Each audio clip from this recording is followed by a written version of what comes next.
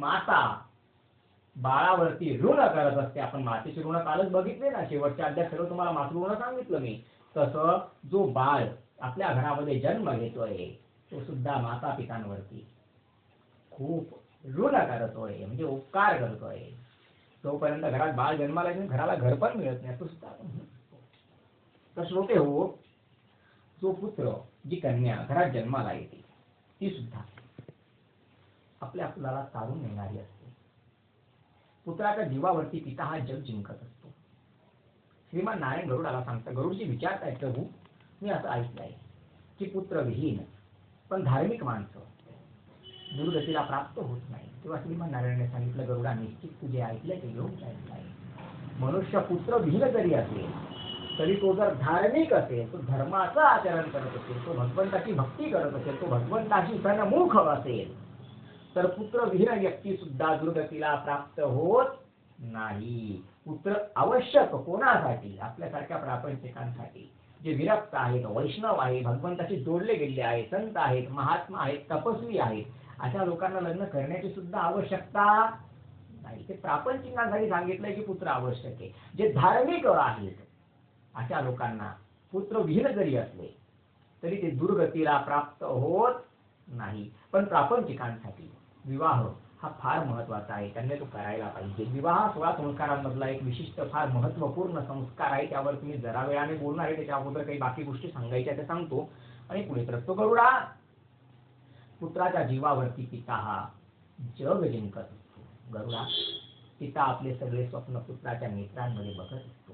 गरुडा, जी उन्नती पिता साध्य नाही करू शकला आहे, पित्याची इच्छा असते माझ्या मुलाने तिथून पुढे सुद्धा उन्नती ही करायला पाहिजे.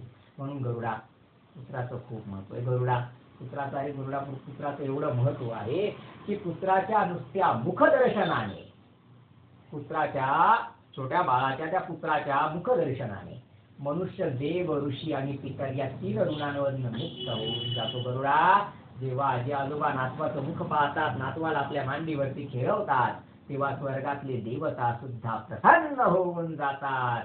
गरुडा, जेव्हा एक उत्तम पुत्र आणि उत्तम कन्या जन्माला येते ना, तेव्हा गरुडा, माता पितांचं पोट फाडून त्याला जन्म देणं सार्थक होतं. गरुडा, जन्माला येऊन जो पुत्र जन्माला आल्यानंतर माता पितांना अपार आनंद देतो तोच खऱ्या अर्थाने पुत्र आहे. गरुडा, ओम नरकात तारयति पुत्रः. गरुडा, जो पुत्र माता पितांचं पूम नावाच्या नरकातून रक्षण करतो, तारण करतो, तोच खरा पुत्र आहे. गरुडा, तोच खरा उत्तम पुत्र आहे. गरुडा, स्वतः ब्रह्मदेवांनी पुत्राला पुत्र म्हणून हाक मारलेली आहे, म्हणून पुत्राचं खूप सारं महत्व आहे. गरुडा, एक उत्तम पुत्र, एक उत्तम कन्या जेव्हा घरात जन्माला येते ना गरुडा, तेव्हा काय काय गोष्टी होतात तुला मी सांगतो, लक्ष देऊन तो श्रवण कर. गरुडा, कुलम पवित्रम जननी कृतार्थम वसुंधरा पुण्यवती च तेन स्वर्गस्थिताये पितरोऽपि धन्यम् येषां गृहे वैष्णवनामधेयम् येषां गृहे वैष्णवनामधेयम्. गरुडा, उत्तम पुत्र आणि उत्तम कन्या जन्माला आल्यानंतर सगळ्यात पहिले काय होतं? अरे संपूर्ण कुळच्या कुळ पवित्र होऊन जातं. स्वतः श्रीमन नारायण गरुडजींना सांगतायत बरं, कुलम पवित्रम जननी कृतार्थम. उत्तम पुत्राला, उत्तम कन्येला जन्म देऊन ती माता सुद्धा कृतार्थ होऊन जाते. कुलम पवित्रम जननी कृतार्थम वसुंधरा पुण्यवती च तेन. अरे आपली दुसरी माता म्हणजे आपली भारत माता आहे. ही वसुंधरा सुद्धा स्वतःला पुण्यवान समजते. ती सुद्धा म्हणते की अजून सुद्धा माझं एवढं पुण्य आहे की अजून सुद्धा उत्तम पुत्र, उत्तम कन्या ज्या भूलोकात जन्म घेते आहे. वसुंधरा पुण्यवती च तेन स्वर्गस्थिताये पितरोऽपि धन्य. स्वर्गाला गेलेले आपले दादा परदादा म्हणजे आपले पूर्वज, आपले पितर जे असतात ते सुद्धा संतुष्ट होतात. कुलम पवित्रम जननी कृतार्थम वसुंधरा पुण्यवती च तेन स्वर्गस्थिताये पितरोऽपि धन्यम येषां गृहे वैष्णवनामधेयम्. गरुडा, यांच्या घरामध्ये गुणी पुत्र जन्माला येतो, गुणी कन्या जन्माला येते.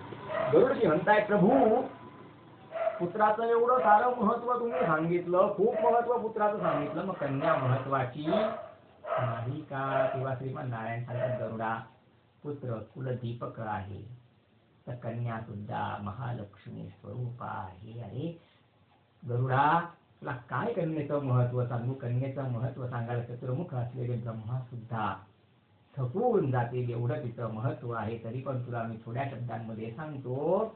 दशपुत्र समम कन्यान दशपुतरान प्रवरधयान यत्फलम लभ्यते मरत्या तत्फलम कन्यैकया. गरुडा, 10 मुलांना जन्म देऊन 10 मुलांचं लालन पालन संगोपन करून माता पितांना जेवढं पुण्य प्राप्त होतं तेवढं पुण्य एका मुलीचं लालन पालन संगोपन करून माता पितांना प्राप्त होतं. यापेक्षा तुला कन्येचं वेगळं महत्व मी काय सांगू गरुडा? उत्तम मधला उत्तम पुत्र 3 कुळांचा उद्धार करतो. स्वतःचा उद्धार करेल, त्याच्या वडिलांचा उद्धार करेल, त्याच्या आजोबांचा उद्धार करेल, त्याच्या पुढे त्याचा अधिकार नाही. पण कन्या गरुडा 42 कुळांचा उद्धार करेल. जशा पूर्वात दशा परान, इकडचे 21 आणि तिकडचे 21. म्हणून गरुडा तिची बरोबरी नाही होऊ शकत. पण तुला खरं सांगू गरुडा, श्राद्ध कार्याचे पुत्र प्रशस्त. पण गरुडा, श्राद्ध कर्माचा अधिकार, पिंडदानाचा अधिकार हा विशेषतः पुत्राला दिला गेलेला आहे. पुत्र नसेल तर कन्या सुद्धा करू शकते, तो विवादाचा विषय नाहीये. पण खऱ्या अर्थाने अधिकार कोणाला दिला गेला आहे? तर पुत्राला दिला गेलेला आहे. अन्यथा गरुडा, तुला सांगतो मी, पुत्र आणि कन्या यामध्ये काही फरक नाही, काही भेद नाहीये. दोघही माता पितांना तारून घेणारे असतात. म्हणून गरुडा, जेवढा पुत्र महत्वाचा आहे तेवढंच कन्या सुद्धा महत्वाची आहे. गरुडा, सालंकृत कन्यादान पृथ्वी दानाचे समान. लग्नाच्या वेळेला पिता जेव्हा त्या कन्येचं कन्यादान करतो, सालंकृत कन्यादान करतो, तेव्हा संपूर्ण पृथ्वी दान करण्याचं फल त्या पित्याला पुण्य हे प्राप्त होत असतं. गरुडा, ज्या वेळेला ती एक सप्तपदीचे वचन म्हणत असते ना, मिष्टान्नम व्यंजनादीनी काले संपादयेतव आदन्या संपादिनी तुभ्यम कन्याचैकपदे ब्रवीत.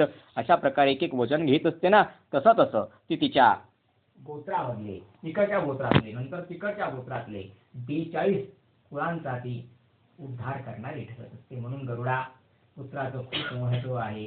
पुत्रानंतर कन्येचं सुद्धा खूप महत्व आहे. आणि कन्येनंतर सुद्धा तुला सांगतो गरुडा, त्यापेक्षा सुद्धा जास्त महत्व आहे वृक्षाचं आहे. म्हणजे वनस्पती, झाडं, वृक्ष यांचं महत्व आहे. असं श्रीमन नारायणांनी गरुडजींना सांगितलं. बघ गरुडा, जर स्त्री नसली, म्हणजे कन्या नसली, स्त्री नसली, तर या सृष्टीचं संचलन होऊ शकत नाही. एका बाळाला जन्म देण्याचं सामर्थ्य या प्रकृतीने पुरुषात दिलेलं नाही. त्यामुळे जर स्त्री संपली तर पृथ्वी संपेल, आणि वृक्ष संपले तरी सुद्धा ही पृथ्वी संपेल गरुडा. म्हणून वृक्षांचं सुद्धा महत्व आहे गरुडा. अमंत्रमक्षरम नास्ति नास्ति मूलम औषधम अयोग्य पुरुषो नास्ति योजकास्तत्र दुर्लभः.